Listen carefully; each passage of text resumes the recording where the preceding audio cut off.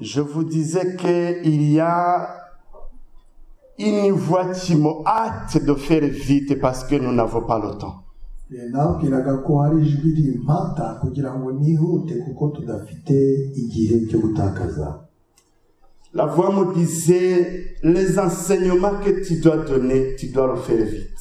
Iryo jwi ryambwiraga ngo inyigisho ushaka gutanga ugomba kuzihutisha. Parce que tu n'auras pas assez de temps. Je vous ai dit cela il y a à peu près 3 semaines. urugero narababwiye murabizi hashize ibyumweru bitatu. Et maintenant, cette voix n'a jamais cessé. Kandi kuva icyo gihe iryo jwi ntiryahwemye. Parce que je vous ai dit que le Saint-Esprit me disait à prévenir l'Église. Kandi nabwiraga ko umwuka wera yambwiye ngo ntegure cyangwa nteguze itorero. Vous allez entrer dans des moments difficiles. Mugiye kwinjira mu bihe bikomeye. Chaque fois que je le dis, je me dis, oh mon Dieu, on va me dire que on va me prendre comme un perroquet. Njyewe kenshi iyo ndi kubivuga ndavuga nti bazamfata nk'agasuku. Mais il faut que j'obéisse. Ariko ngomba kubaha no kumvira. Vous allez passer dans des moments, des épreuves très dures. Muzaca mu bihe bikomeye, mu bigeragezo bitoroshye. Bientôt vous serez traités par vos amis, traînés dans des justices par vos amis.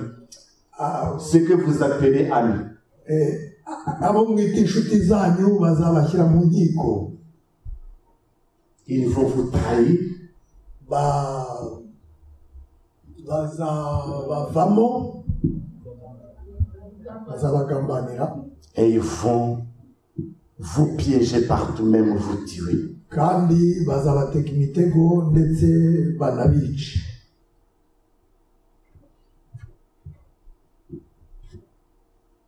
Ce n'est pas mon rôle de tout dire. Ntabwo ari umukoro wo kubivuga byose.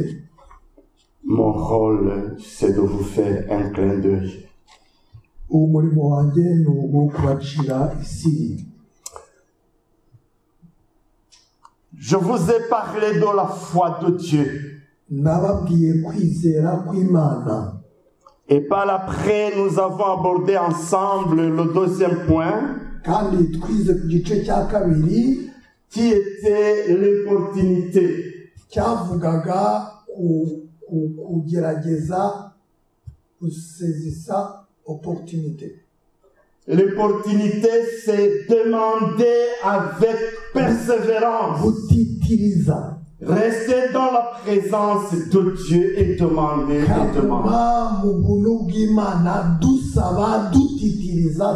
Parce qu'au-dessus de demander, il y a encore demander. Au-dessus de demander, il y a chercher. Chercher, ça veut dire utiliser tous les moyens et l'énergie. Au-dessus de chercher, il faut frapper. Utiliser même tous les moyens possibles pour que le Seigneur exauce. Dans les méthodes de la prière que nous allons utiliser, aujourd'hui je vais vous donner le troisième point, ce qu'on appelle la supplication.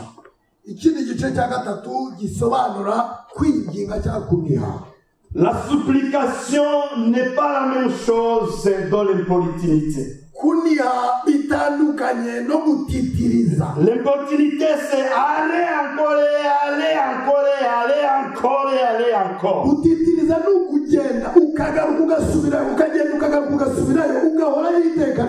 Jusqu'à ce que le ciel exauce. C'est le moyen que vous allez utiliser. Si ça ne va pas, vous allez vous bâcler sur la supplication. Après la supplication, si nous aurons le temps, il y aura l'intercession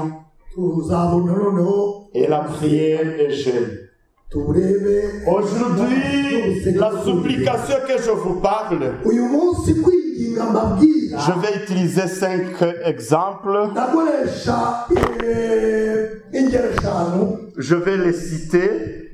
ndazivuga Si je n'ai pas le temps, vous allez les décortiquer chez vous. niba tudafite igihe muraza kugendamo bireba. Premier moyen que Néhémie a utilisé, c'est la supplication. ubwo Nehemiya yakoresheje Nous allons utiliser l'exemple de Néhémie. turakoresha uburyo bwa Nehemiya Nous allons utiliser l'exemple d'Ézéchias. tuzakoresha uburyo bwa Ezekiyasi Nous allons utiliser la méthode ou le moyen, le même moyen de Daniel. tuzakoresha uburyo bwa Daniyeli yakoresheje Nous allons retourner encore sur l'Ézéchias. kandi turebe n'uburyo Ezekiyasi nawe yakoresheje Sur son propre moyen, sur son propre cas.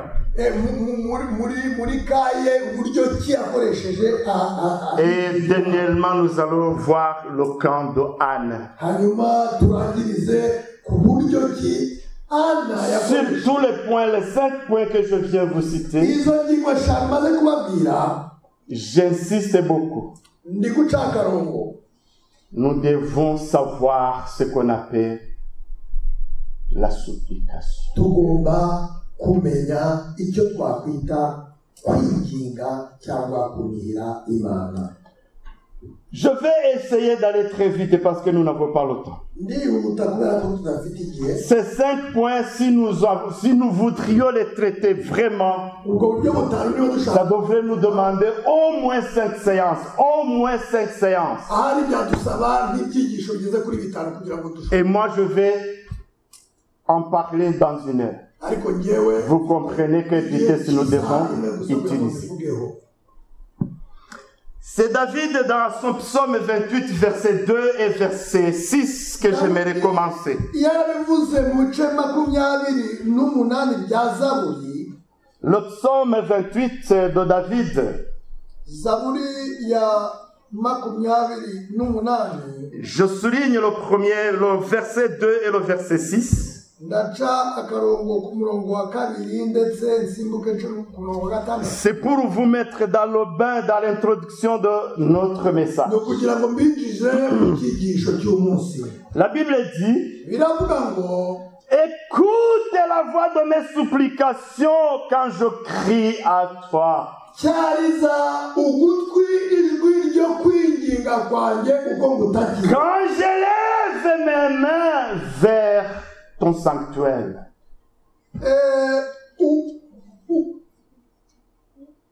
Et le verset 6. uko manitse amaboko nyerekeje ahera mu rusengero rwawe Et le verset 6. umurongo wa gatandatu Béni soit l'Éternel. uwiteka ahimbazwe Car il exauce la voix de mes supplications. kuko yumviye ijwi ryo kwinginga kwanjye amen Alléluia. amen Et Job a dit, yobu yaravuze attention, ça c'est la clé de l'exaucement de tes prières. mwitonde kuko navuga ngo uru ni urufunguzo rw'ibisubizo by'amasengesho yanyu. Des fois, nous faisons la liste, on dirait la liste comme de Père Noël devant Dieu. hari igihe dukora lisite y'ibyo turi gusaba imana nk'usaba papa noheli J'aime les enfants. nkunda abana Ils disent, c'est Père Noël, baravuga ngo papa noheli je fais un VTT, ndashaka je fais tel jouet de PlayStation. ndashaka Et je vais. C'est devant, il demande ça à Père Noël, pas à son père. ntibabisaba ise ubabyara babisaba papa noheli. Les enfants sont gentils. abana ni beza Et les enfants spirituels et les enfants de Dieu sont aussi têtus. ariko abana bo mu mwuka nabo ntiboroshye Ils disent, Père, bakavuga ngo data j'ai besoin de ceci. ngeneye iki n'iki Amen. amen. Et c'est Job chapitre 8, verset 5 à 6 qui dit, yobu ibice 8 mais toi, umurongo wa 5 aravuga ngo Si tu as recours à Dieu, nushakana imana umwete, si tu implores le Tout-Puissant, ukinginga ishobora byose, si tu es juste et droit, waba waruboneye kandi ugakiranuka, certainement, alors il veillera sur toi. igatuma ishyira ihirwe mu kibanza cyawe. Certainement alors il veillera sur toi et rendra le bonheur à ton innocente demeure. Amen. Akiranutse, amen. Si tu es juste et droit, Nuba ukiranutse kandi ukaba uwe kuri. le problème est que nous avons dans nos jours, Ibibazo dufite muri iyi minsi, même les assassins n'ont pas peur d'aller devant Dieu. n'abicanyi ntibatinya kujya imbere y'Imana. Ils disent, Seigneur, Baravuga ngo Mwana, fais-moi grâce. ngirira ubuntu. Alors qu'ils ont les mains remplies du sang. Kandi bafite ibiganza byuzuye amaraso, Ils osent. baratinyuka. Aujourd'hui, ils osent Uyu munsi ntibagitinya, de dire, Seigneur, bakavuga ngo Mwana, exauce-moi. umva gusenga kwacu. Alors que leurs mains sont remplies. Kandi ibiganza byabo byuzuye amaraso. Mais Job a dit, Ariko yo baravuga ngo si tu es juste et droit, iyo baruboneye kandi ukiranuka, si tu es juste iyo baruboneye et droit, kandi ukiranuka, certainement, vous les Français, kuri ni ukuri. vous les Français, vous comprenez cela plus que moi. Urabyumva kundusha. Certainement. Byanze bikunze, Alors, aho niho il veillera sur toi. izashyira, Il veillera sur toi izakurinda, et rendra le bonheur à ton innocence. kandi igatuma ishyira ihirwe mu kibanza cyawe hakiranutse. Amen.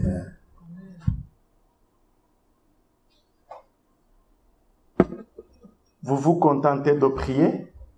Hari igihe mwumva mwasenga gusa, C'est une bonne chose. ni byiza, Mais cherchez à prier ariko dans la justice et dans la droiture. no mu kubonera. La supplication est un cri du cœur. Kwinginga ni ugutaka, Ce n'est pas un cri de parole. ntabwo ari ugutaka kw'ijambo. Je sais que je peux crier. Ndabizi ko nasakuza, Je le sais. ndabizi, Mais ça porte peu devant Dieu. ariko ibyo bifite. Je peux appeler dans la colline à une autre. Nshobora guhamagara hejuru y'umusozi bakagera ku ijwi rikagera ku wundi, Mais cela porte peu devant Dieu. ariko ibyo bifite. Ce que je vous parle ce matin, Ibyo mbabwira igitondo la supplication, ce sont des cris du cœur. kwinginga ni ugutaka, C'est le cœur désespéré. ni ukuniha, C'est le cœur qui se ni déchire. umutima ushaje, C'est le cœur qui ni saigne. umutima uri kuva.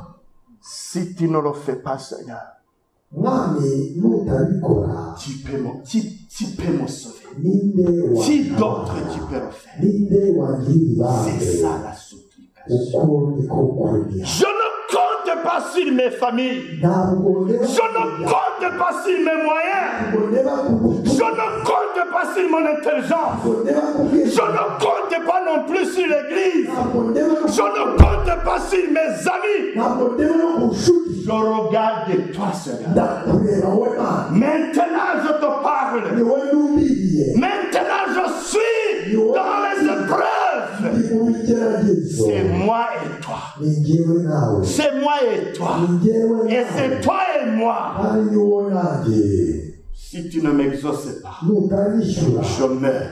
ndapfa, Si tu ne m'exauces pas, il nutansubiza n'y a plus d'autre moyen. nta bundi buryo C'est ça la mfite. supplication.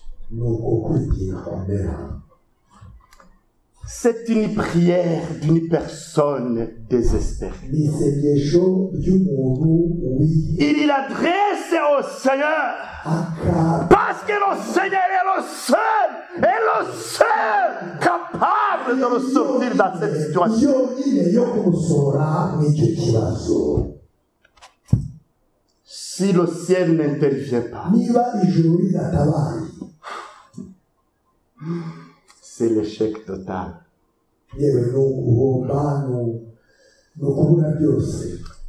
Premier exemple de Néhémie. Et je n'y tarde pas, je vais essayer de lire très vite pour vous rafraîchir la mémoire. Et directement, on avance. C'est Néhémie chapitre 2, chapitre 1 du verset 2 à 11. Vous voyez que c'est beaucoup. De 2 à 11.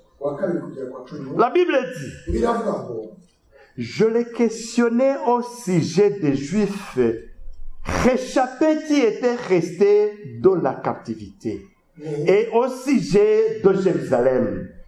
Ils répondirent: ceux qui sont restés dans la captivité sont là dans la province, au comble du malheur et de l'opprobre. Les murailles de Jérusalem sont en ruine et ses portes sont consumées par le feu. Lorsque j'attendis ces choses, je m'assis, je pleurais et je fis plusieurs jours dans la désolation.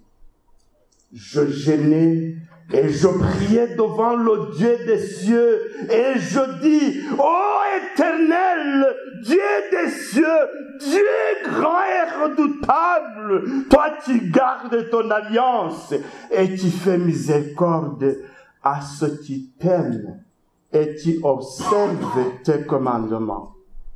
Que ton oreille soit attentive et que tes yeux soient ouverts. Écoute la prière de ton serviteur, t'adresse en ce moment, jour et nuit, pour tes serviteurs, les enfants d'Israël, en confessant les péchés d'Israël, nos péchés contre toi. Car moi et la maison de mon Père, nous avons péché. Nous t'avons offensé et nous n'avons point observé les commandements, les lois et les ordonnances que tu as prescrits à Moïse ton serviteur. Souviens-toi de cette parole que tu donnas ordre à Moïse, ton serviteur, de prononcer. Lorsque vous pécherez, je vous disperserai parmi les peuples. Mais si vous revenez à moi et si vous observez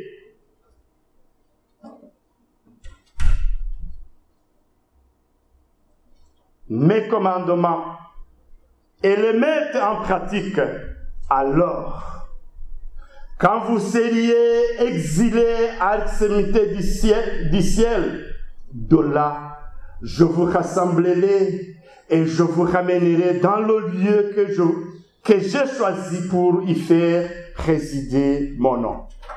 Ils sont tes serviteurs et ton peuple que tu as racheté par ta grande puissance et par ta main forte.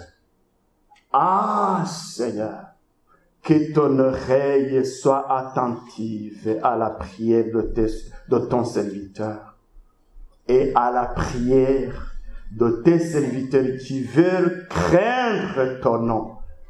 Donne-nous aujourd'hui du succès à ton serviteur et fais-lui trouver grâce devant cet homme. Amen. Je n'entre pas dans la profondeur du texte.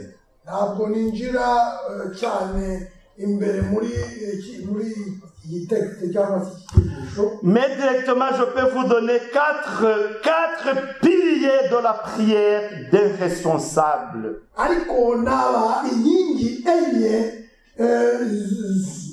z'umuntu zigize isengesho ry'umuyobozi. Un responsable ne prie pas comme les autres. Ce n'est pas pour vous dire qu'il est pas, c'est l'orgueil, non. Des fois, ce que vous voyez, ce n'est pas ce qu'il voit. À cause même des responsabilités qu'il détient dans ses mains. Des fois, il oublie sa famille et il peine pour le ministère.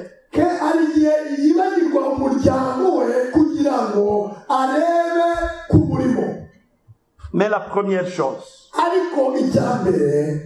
quand vous priez même un responsable, il doit d'abord se baser sur la personnalité de Dieu. À qui je m'adresse de mes prières? Notre Dieu, ce n'est pas notre égal. N'importe quel titre que tu peux avoir. L'apôtre, pasteur, disciple, n'importe quel titre. Devant Dieu, il faut reconnaître que Dieu est Dieu. C'est pourquoi un serviteur de Dieu qui ne s'agenouille pas devant le Seigneur, il est rien. Il est rien, je le répète. N'importe quel titre qu'il peut avoir. C'est pourquoi le serviteur de Dieu il dit: toi le Dieu tout-puissant, toi le Dieu redoutable, toi le Dieu d'Abraham, toi le Dieu d'Isaac, toi le Dieu d'Israël, tu es notre Dieu. C'est toi le vrai Dieu. Je te reconnais comme Dieu. D'abord, la prière doit se baser sur la personnalité de Dieu. Vous qui ont des listes de demandes, peu importe ce que vous avez, ce qu'il faut faire d'abord, se reconnaître à qui tu veux prier.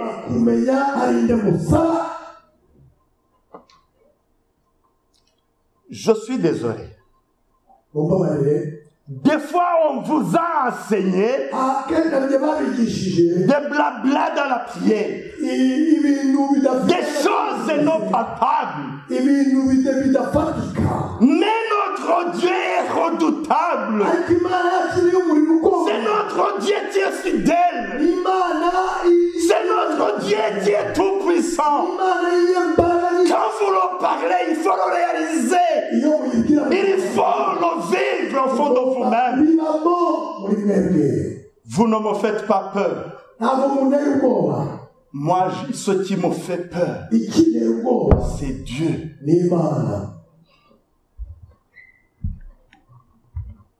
Toi, tu ne crées pas Dieu. Tu ne me fais pas peur. Jamais. Jamais. N'importe qui que tu es, tu es rien. Quand tu n'as pas peur de Dieu, tu es la poussière qui passe. C'est très dommage. Il y a les hommes qu'on voit avec des cravates et des costumes, mais tu meurs comme des chiens. Ils n'ont pas l'esprit. Mais nous, les enfants de Dieu, qui craignent Dieu, nous avons l'autorité et nous avons une grande valeur. Quand vous parlez de Dieu, il faut réaliser, ce n'est pas un Dieu qui a créé un secteur ou bien la commune. La parole de Dieu nous dit, il est le créateur de la terre et du ciel.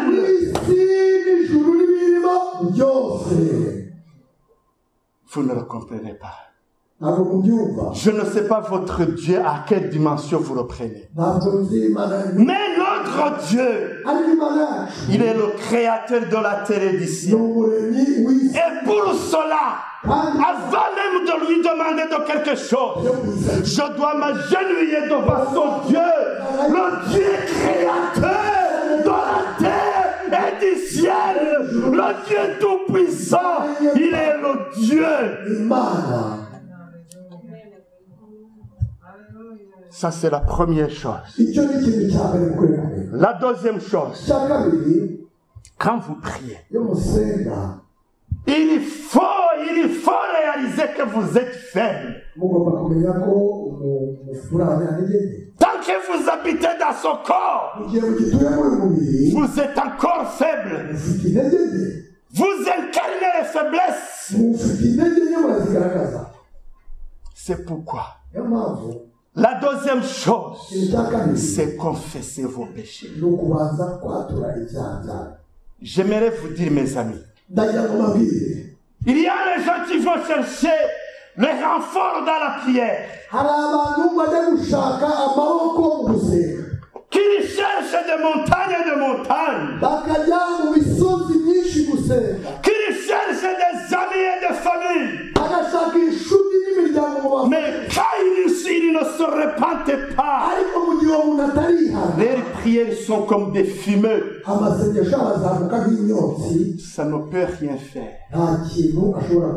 Essayez, vous le faites. Cherchez des renforts. Cherchez des renforts dans vos prières. Mais si vous ne cherchez pas la sainteté, si vous ne vous repentez pas, vos prières sont comme des fumées. Je le déclare devant Dieu. Vos prières sont des fumées. Ça ne servira à rien. C'est pourquoi je les piétine chaque matin. Si vous ne confessez pas vos péchés, vos prières ne serviront à rien. La troisième chose, la chose que notre Dieu aime, c'est de lui rappeler ce qu'il nous a donné comme promesse. Quand vous dites Seigneur, rappelle-toi de ce que tu as dit. Rappelle-toi de ce qui est écrit dans ta parole. Rappelle-toi de ce que ton serviteur Moïse a prescrit. Il faut que tu te bases sur les promesses de Dieu. Vous qui avez des promesses, c'est vous qui changez, mais le Seigneur ne change point. J'aimerais vous dire, tôt ou tard, si vous restez fidèle, vous verrez les promesses se réaliser. Mais si vous sortez dans la volonté de Dieu, on vous enterrera et les promesses resteront. Vous ne les verrez jamais. Parce que les promesses de Dieu sont données par condition. Sont données par condition. La parole de Dieu nous dit, si vous resterez dans ma volonté, moi aussi j'assisterai ma parole jusqu'à son accomplissement. La parole de Dieu nous dit, j'assiste, j'accompagne ma parole, je protège ma parole jusqu'à ce que ça donne ce que j'ai donné comme place. Alléluia. Et la parole de Dieu, ça me fait lire. C'est la parole de Dieu qui nous dit, notre Seigneur appelle les choses qui ne sont point comme si elles étaient déjà. Non. Amen. Ihamagara ibitariho nkaho byari bisanzweho. Alléluia. Quand le Seigneur appelle les choses qui ne sont point existées, qui ne sont point, il les appelle comme si elles étaient déjà là. Alléluia. Rien ne peut contrecarrer, personne ne peut contrecarrer le plan de Dieu. Personne. Quand Dieu me donna la promesse, personne n'était là.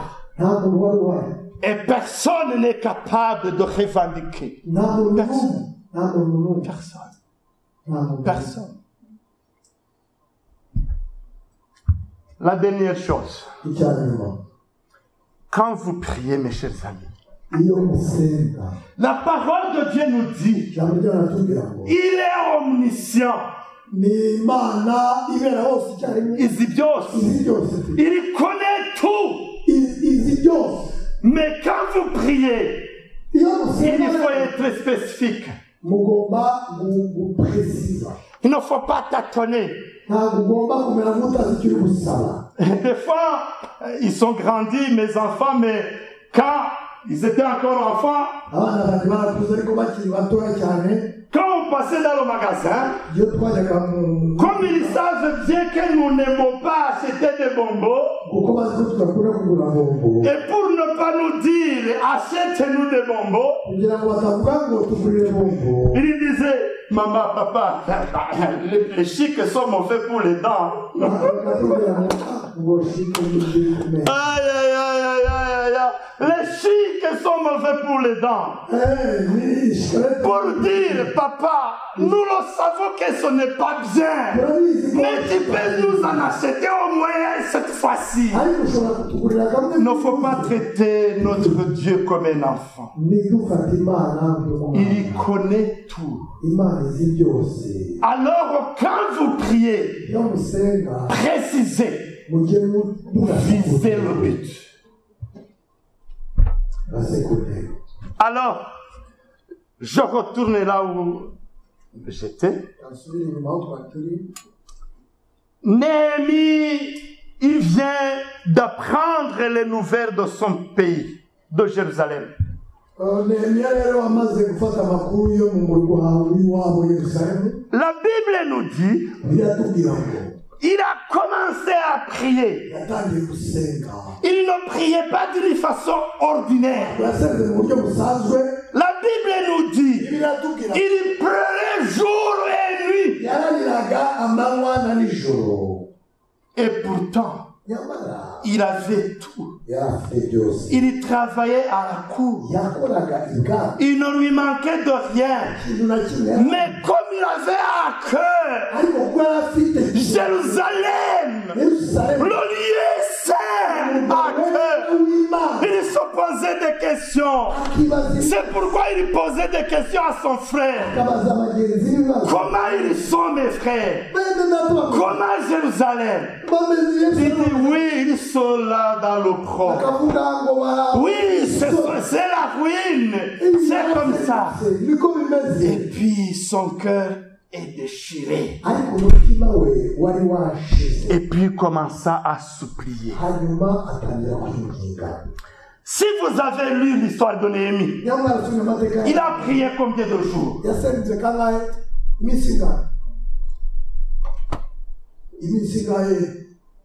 Il a prié 120 jours et la construction lui a coûté que 52 jours. C'est comme ça qu'il faut servir le Seigneur. Il faut prendre beaucoup de prières plus que le temps de travailler. Parce que beaucoup de choses se font dans la prière. Vous dites Amen. Amen. Merci.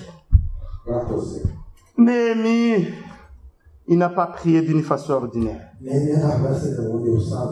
est entré dans le deuil. Et il pleurait. Ce ne sont pas des fantaisies de ce jour. Il y a les gens, quand ils vont dans la prière, ils commencent à pleurer avant même de se repentir. Comme si Dieu va regarder les larmes qui courent. Avant que Dieu regarde les larmes qui courent, il regarde la profondeur du cœur.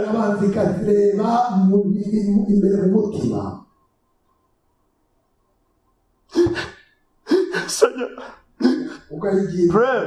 prie. Mais si rien n'est touché dans ton cœur, si le cœur n'est pas touché, tu es comme une pierre. Frère, tu restes comme tu es. La Bible nous dit, Néhémie resta dans la désolation pendant plusieurs jours. Oui, mais il priait. Il n'a pas abandonné. Il avait le fardeau à cœur. Mes amis,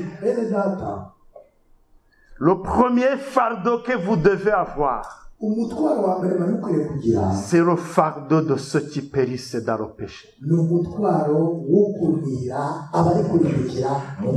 que tu es chrétien, alors que tu n'as pas le fardeau de ceux qui meurent dans le péché.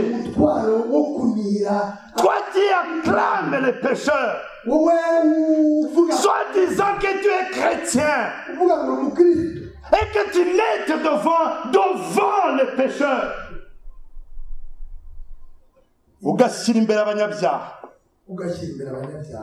Détrompe-toi. Détrompe-toi. Le regard de Dieu est sur toi. Et la Bible nous dit, toi tu as la joie des pécheurs. Et tu crois que tu n'es pas condamnable. Vous subirez les mêmes. Parce que tu as la joie de ces péchés. J'avance, je n'ai pas le temps. Je vous demande de supplier pour le ministère.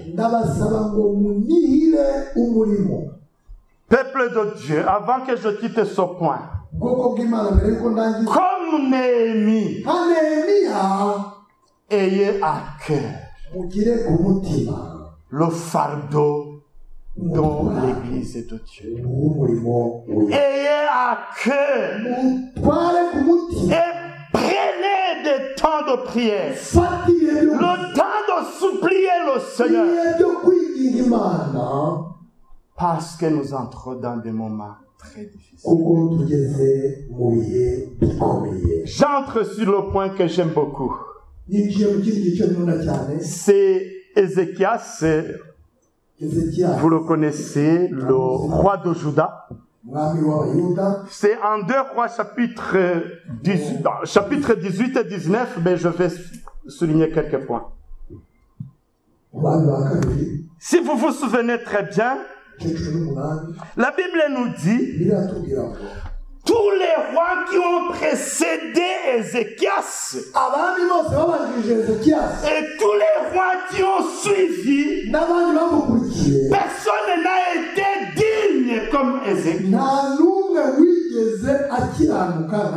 Vous vous imaginez ça? Tous les rois qui ont commencé ont précédé Ézéchias. Tous les rois qui ont suivi Ézéchias. Personne n'a été digne devant Dieu. Lui était juste. Lui était juste. Amina. Lui était juste. Alléluia. Amen. Et puis, il est sur le trône. Il a régné combien d'années? 29 ans. Depuis son règne, directement, il a commencé à effacer les statuts. Il a nettoyé, il a dit, notre Seigneur est saint. Et notre royaume doit être saint. C'est pourquoi nous devons effacer et enlever les statues. Ça c'est bien. Et sans tarder directement, le roi d'Assyrie, qui s'appelait Sennacherib, il monta directement pour combattre Ézéchiel.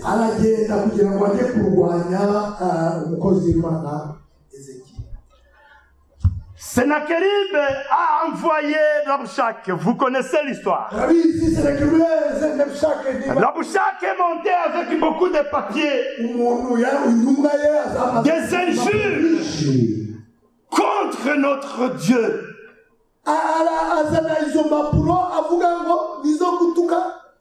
Oui. Les injures contre notre Dieu. Et directement, Ézéchias, il a pris des feuilles. Qu'est-ce qu'il a fait? Il est allé dans le lieu très saint, dans le temple. Il a étalé les feuilles. Et puis il a dit, Éternel Dieu, je sais que tu vois. Je sais que tu as des oreilles. Maintenant, regarde. Regarde ce que Rabshak vient d'amener de la part de son roi. Les injures qu'il professe contre toi, contre ton peuple. Je sais une chose. Justement, il a tué les 5 rois. Et ces rois sont basés sur les faux dieux.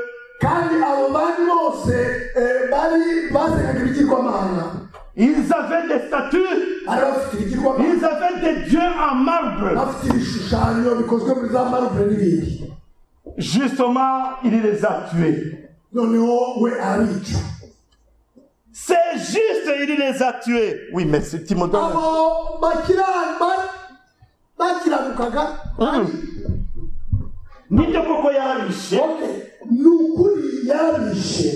Mais toi, tu es le vrai Dieu. Tu es le Dieu tout-puissant. Tu es le Dieu incomparable avec les statues. C'est pourquoi je me réfugie devant toi. Je demande le recours à toi. Parce que toi seul tu es capable de nous sauver de cette situation. Alléluia. Mais il avait envoyé aussi trois messagers chez Esaïe pour demander les nouvelles du ciel. Alors on va écouter.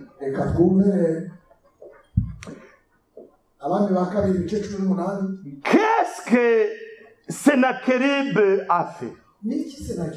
Il a dit, Ézéchias, donnez-moi 300 lingots d'or, donnez-moi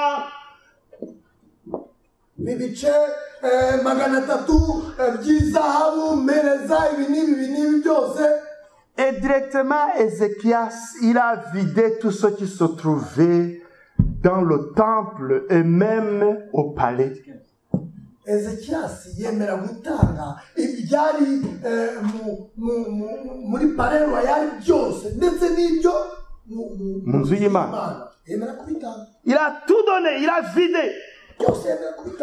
Il a donné les 300 talents et les 30 talents qu'il lui avait demandé. Après avoir le pillé, il dit, justement comme tu n'as rien, tu n'as plus de force. Vous savez, la richesse, c'est la force. Et maintenant, je descends pour t'effacer. La Bible nous dit, il a amené plus de 185 000 hommes.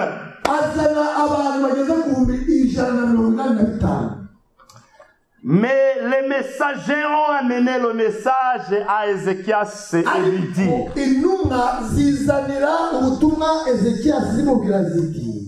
sois fort.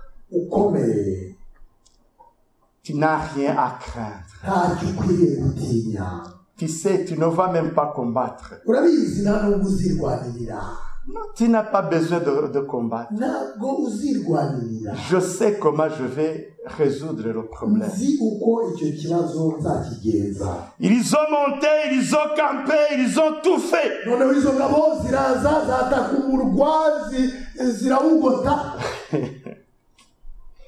Je me souviendrai toute ma vie l'histoire de Dotan. Non, l'histoire de Dotan. Quand Élisée était entouré par les chars.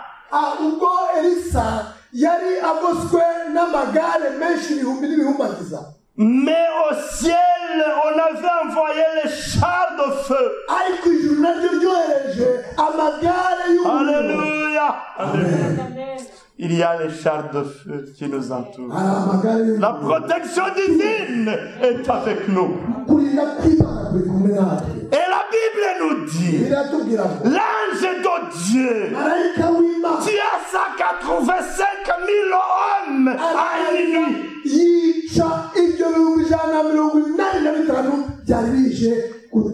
Il n'a pas dit, rentrez chez vous. Il ne faut pas combattre, il ne faut pas combattre. Ah non, ce n'est pas ce que l'ange de Dieu a fait.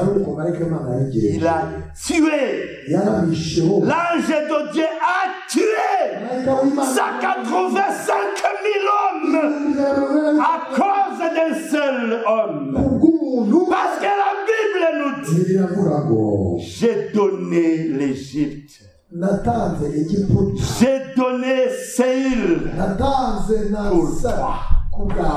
Alléluia. Amen. Un homme digne devant le Seigneur. Dieu peut donner même un pays pour lui. C'est écrit dans la Bible. Et ce que le Seigneur dit, il est capable de le faire. Romains chapitre 4, verset 21. La Bible nous dit ce qu'il dit. Il est capable aussi de le faire. Ce n'est pas la majorité. La majorité ne fait pas peur à Dieu.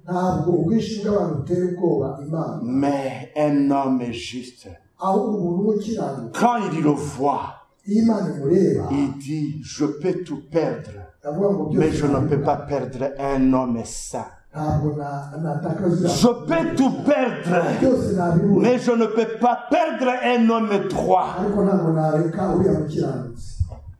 C'est pourquoi le ciel s'est aligné du côté d'Ézéchias.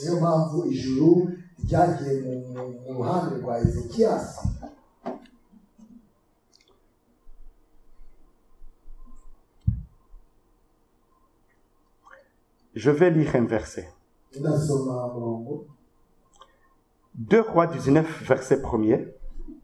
Lorsque le roi Ézéchias eut entendu cela, il déchira ses vêtements, se couvrit d'un sac et allant dans la maison de l'Éternel.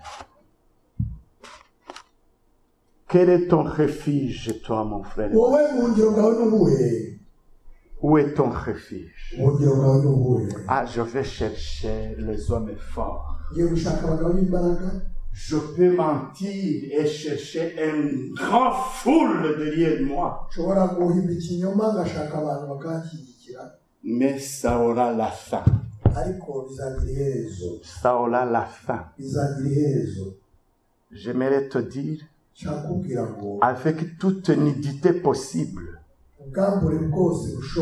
tu te couvriras de l'opprobre. Il envoya une lettre au prophète Ésaïe disant, ce jour est un jour d'angoisse.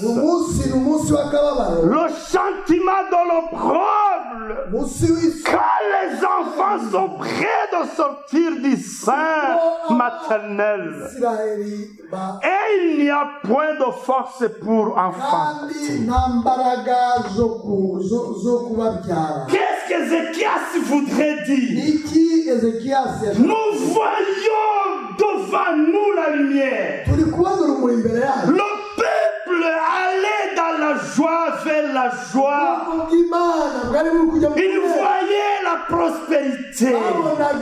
Le peuple voyait le changement des choses. Mais Sennacherib maintenant nous attaque. Il veut tout mettre à zéro. Est-ce que vous voyez que notre Dieu est aveugle? Non. Il voit tout. Et il connaît tout.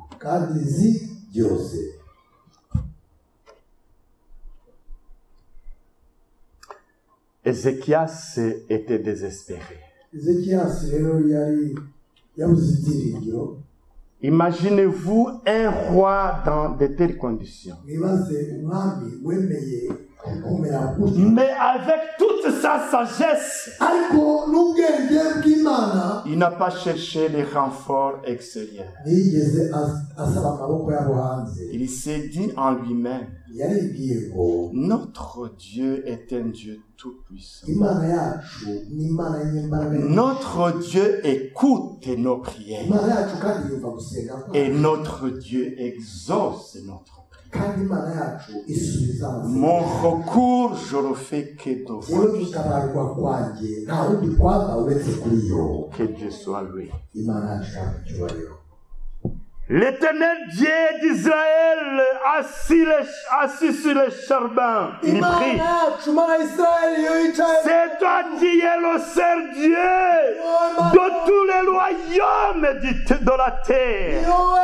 C'est toi qui as fait les cieux et la terre. Éternel, incline ton oreille et écoute notre prière. Ouvre tes yeux et regarde ce qu'il a fait. Dieu l'a fait déjà. Ézéchias n'a pas utilisé des phrases inutiles. Il ne priait pas en tournant au rond.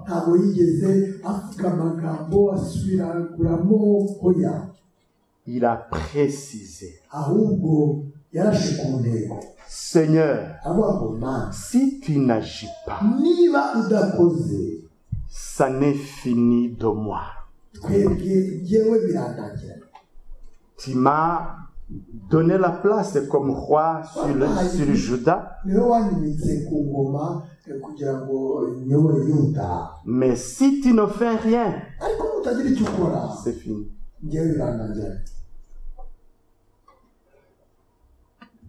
Écoute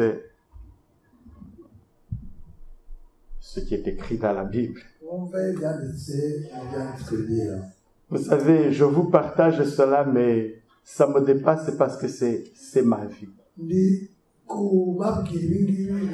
C'est pourquoi ainsi parle l'Éternel sur le roi d'Assyrie. Il n'entrera point dans cette ville. Il ne lancera point de train. Il ne lui présentera point de bouclier. Et il ne lèvera point de retranchement contre elle. Il ne retournera par le chemin par lequel il est venu. Non, il ne se retournera par le chemin par lequel il est venu.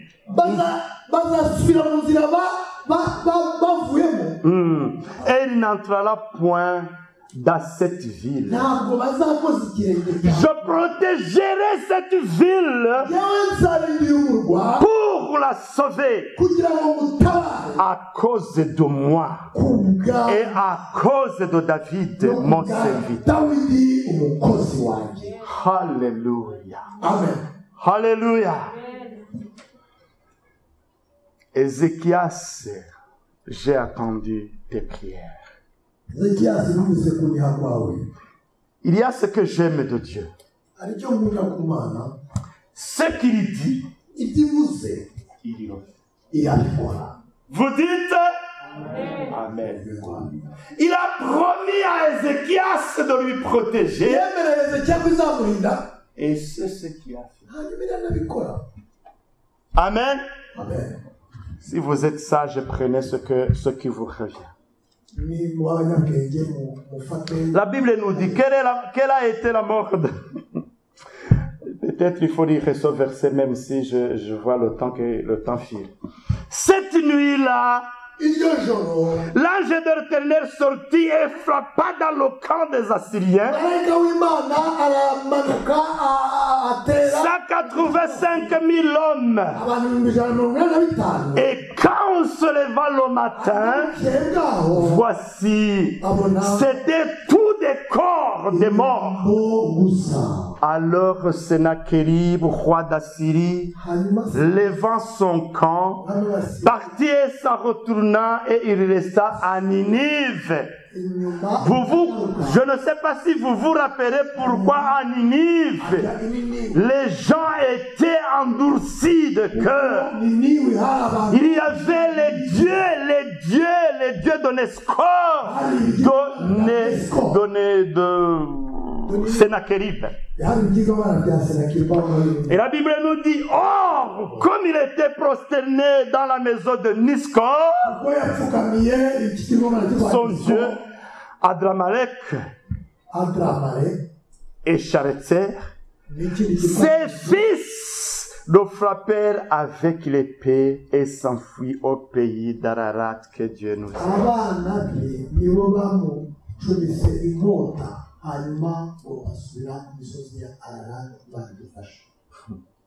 Quelle mort. Tué par ses enfants. C'est la punition la plus difficile à vivre. Je vais vous relater deux exemples ou bien deux. Très vite. Je vous donne l'exemple d'explication de Daniel. Vous connaissez Daniel. Je sais que vous maîtrisez Daniel chapitre 1 verset 8. Il est écrit quoi? Vous maîtrisez ce verset, je crois. Daniel résolut de ne pas se souiller par les mains du roi et par le vin dont le roi buvait.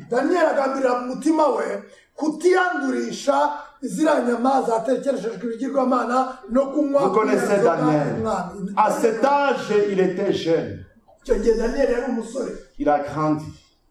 La Bible nous montre dans Daniel chapitre 3 comment ses amis ont été jetés dans la fournaise. Ne pas oublier ardente. Ça c'est l'histoire du chapitre 3. Et le chapitre 6 nous dit, c'est le tour de Daniel. On l'a lancé dans la fosse au lion. Et même le matin, il a passé toute la nuit avec le lion. Et le matin, il est encore vivant. Nous sommes dans le chapitre 6. Et directement retrouvez-nous dans le chapitre 9. Et comme Daniel grandissait dans la foi, il n'était pas encore enfant. Il sondait les Écritures. Qu'est-ce qui est écrit dans la Bible? Nous sommes les exilés. Mais Dieu, qu'est-ce que Dieu a dit à propos? Et puis il a découvert, il découvre de quelque chose. 70 ans ont été passés. Nous devons regagner notre pays. Il dit, tiens, donc nous sommes dans le bon temps pour rentrer chez nous. Mais comme il priait tout le temps, il cherchait les œuvres de Dieu, mais il ne voyait rien. Mais pourquoi Dieu n'agit pas? Pourquoi nous ne rentrons pas chez nous? Il continue dans la prière. La Bible nous dit, Daniel a augmenté le temps de prière.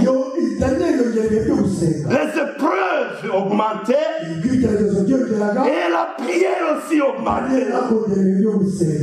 C'est comme ça qu'un chrétien doit vivre.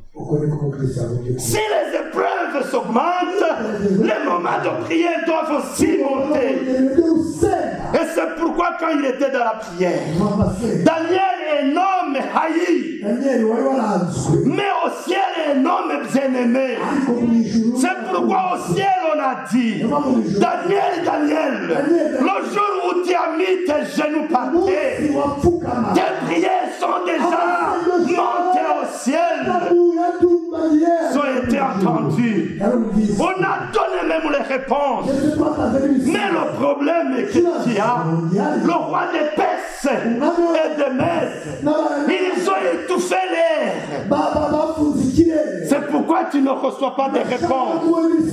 Mais cette fois-ci, comme tu as continué à prier, comme tu as prié, comme tu as supplié encore, le ciel a ordonné. Ils ont envoyé l'ange Michael pour qu'il libère le chemin de Gabriel. C'est pourquoi maintenant je suis là. Alléluia. Mes amis, vous savez, je bénis le Seigneur. Des fois je tombe malade, comme tout le monde.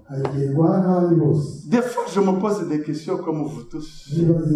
Mais je rends grâce à Dieu parce que le Saint-Esprit n'a jamais cessé de me parler. Amen. Le Saint-Esprit n'a jamais cessé de me révéler les choses. C'est ça ma joie.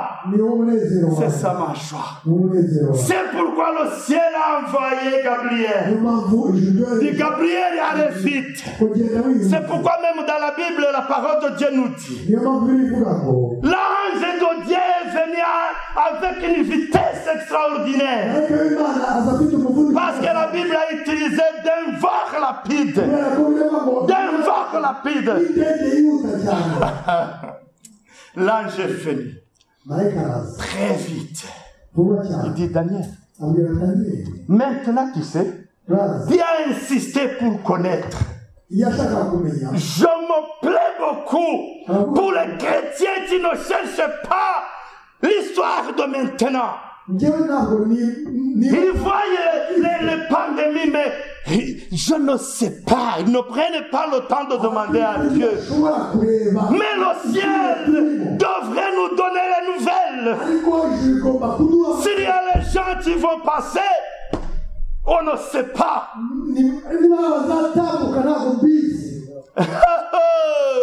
Mais attendez les moments difficiles. Je ne vous fais pas peur. Non. Non.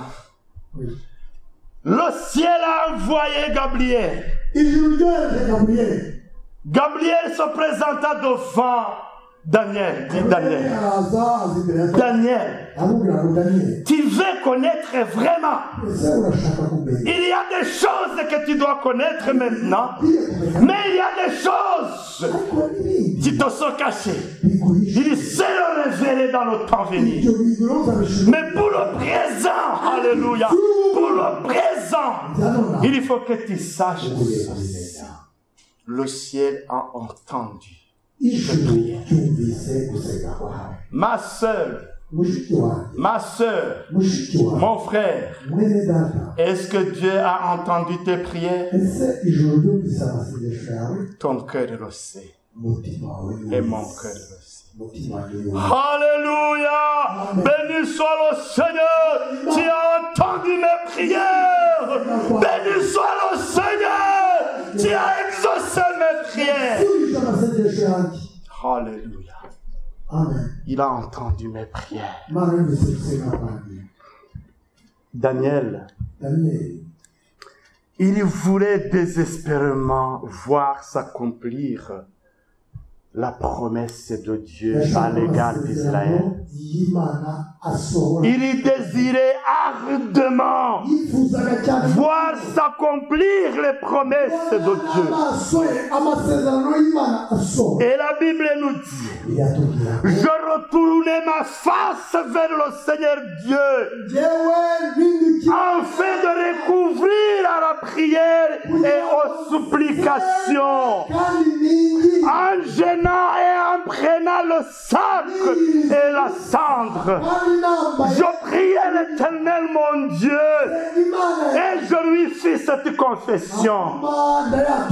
Seigneur Dieu, grand redoutable, toi qui gardes ton alliance et qui fais miséricorde à ceux qui t'aiment. Soulignez beaucoup son mot. Est-ce que vous aimez Dieu?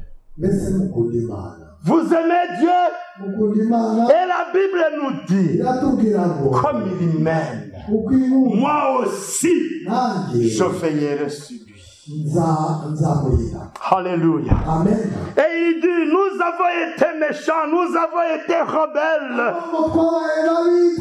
Nous sommes condamnables.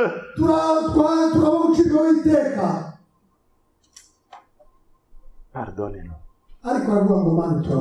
Vous savez, le problème que nous avons dans nos vies, on pointe du doigt. Qui est le fautif? Essayez de trouver le fautif. Pourquoi nous ne progressons pas? Pourquoi nous n'avançons pas? Pourquoi? Vous savez, vous les enseignants, moi aussi y compris, au lieu d'enseigner les signes qui marquent la maturité d'un chrétien,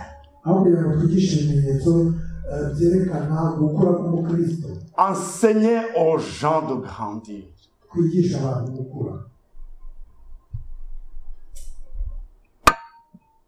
Au lieu d'enseigner les gens à les masquer, enseignez aux gens de vivre le pardon. De vivre le pardon. De se faire pardonner.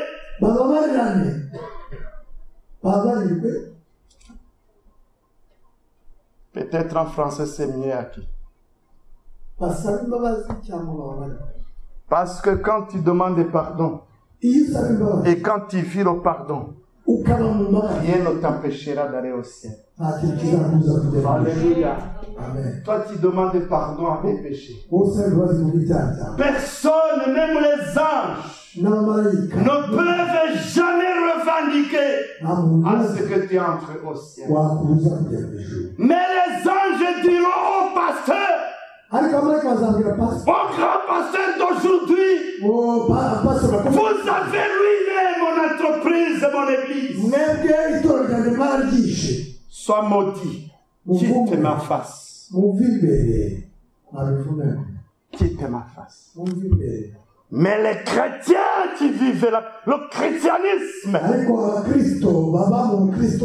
ceux qui cherchent de la sainteté, la porte est largement ouverte.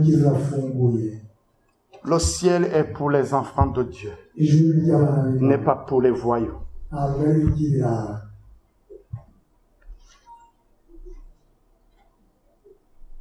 Daniel, c'est un bon exemple. Il n'a pas péché avec ses parents. Même quand ses parents ont commis ces péchés, il n'était pas là. Mais il a dit, moi avec les miens, nous avons péché. Un sage qui ne pointe pas les autres.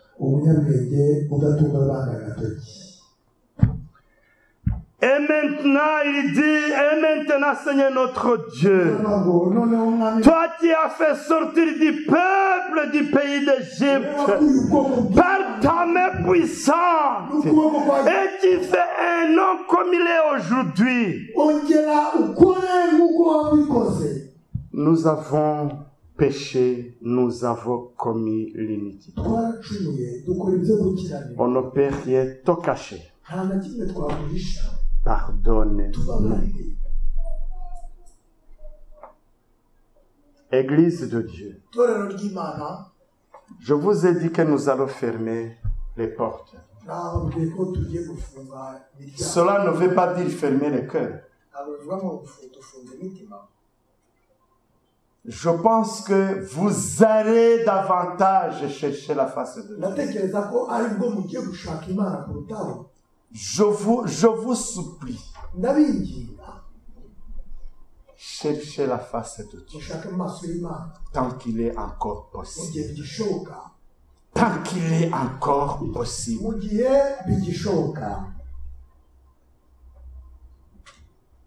Cherchez le Seigneur tant qu'il est encore possible. Un jour, comme notre Dieu connaît nos jours, je ferme même mes documents. Notre Dieu connaît la longévité de nos jours. Et puis il dit à son serviteur Esaïe, allez dire à Ézéchias de compter, de donner son héritage, et c'est fini. Parce que c'est fini. Et la Bible nous dit, Ézéchias monta sur son lit et regarda contre le mur. Il dit, Seigneur, rappelle-toi combien je t'ai servi dans la droiture.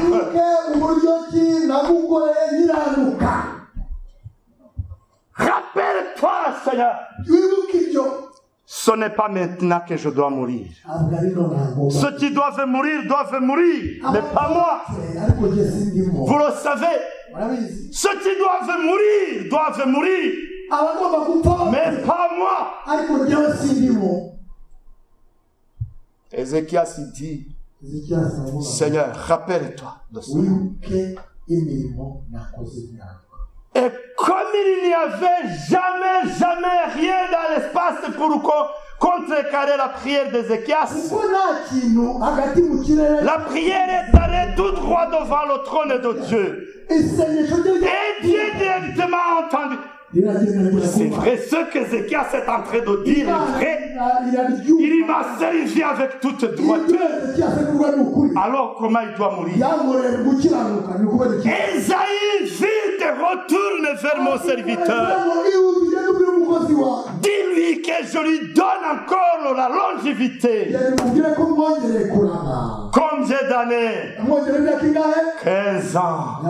Mais la Bible nous dit, Ézéchias a prié, il a pleuré. S'il ne pleurait pas, s'il ne priait pas, qu'est-ce qui allait se passer? Il allait mourir. Absolument, il allait mourir. Mais il a donné quelque chose à Dieu. Rappelle-toi, mon Dieu. Rappelle-toi mes œuvres. Rappelle-toi, je suis ton serviteur. Je ne suis pas un voyou. Je suis ton serviteur. Et puis Dieu dit, 5 ans c'est moins. 10 ans ce n'est pas, c'est quelque chose mais pas beaucoup. Mais 15 ans c'est bien pour mon serviteur. Alléluia. Je ne sais pas combien d'années que le Seigneur va encore ajouter sur toi. Mais j'aimerais vous dire, un jour le médecin m'a dit, si tu peux vivre longtemps et longtemps possible, tu ne dépasseras pas 2012. Et maintenant nous sommes en 2000 combien? Nous sommes en 2000 combien? 2020. Et vous pensez que je vais mourir d'ici 2 mois? Le médecin m'a dit, moi, tu me tiens devant vous. Si tu peux vivre longtemps, tu ne peux pas dépasser 2012. Et je me pose des questions. Pourquoi ne pas me vanter dans le Seigneur? Il m'a donné la longévité. Un jour, une dame se présenta à l'hôpital. Et les médecins ont dit, toi, tu ne peux pas enfanter, tu ne peux pas avoir l'enfant. Elle est témoin. Elle a dit, et pourtant j'ai des filles et des garçons. Et le médecin a dit, ce n'est pas possible. Mais devant Dieu, c'est possible. Amen. Et derrière ces enfants, il y a encore les enfants. Qui peut changer le plan de Dieu? Mes amis, je termine sur cette histoire que vous connaissez de Anne. d'Anne. Vous connaissez cette histoire. Pénina l'a poussé jusque contre le mur. Elle n'arrivait même point comme continuer à respirer. Pénina chaque jour disait, regardez-moi, j'ai des enfants. Mais Anne s'est dit, est-ce qu'il n'y a pas moyen? Tu peux changer cette situation. Il n'y a pas moyen. Luc chapitre 1, verset 37 et verset 45, elle nous dit, ce qui est impossible aux hommes est possible.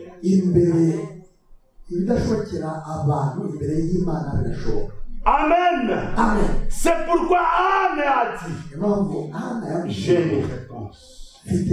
Devant Dieu, c'est possible. Alléluia. Amen. Elle est allée devant Dieu. Et puis, elle a supplié. C'est même elle a eu la confusion. Et puis, il a prophétisé sans le savoir. Il dit, oh, maman, ouais, je ne sais pas ce que tu demandes, mais que le Seigneur te donne ce que tu réclames. Alléluia. Et que le Seigneur en soit béni. Il a écouté la prière. Peuple de Dieu, je vous dis au revoir. Je vous dis au revoir. Je termine le message que je portais sur moi. Et ce que je sais, sans douter, derrière ce message, vous verrez ce que le Seigneur va faire. Cherchez le Seigneur, vous le trouverez. Cherchez le Seigneur, vous le trouverez. Amen. Mettons-nous debout et prenons 1 minute de méditation.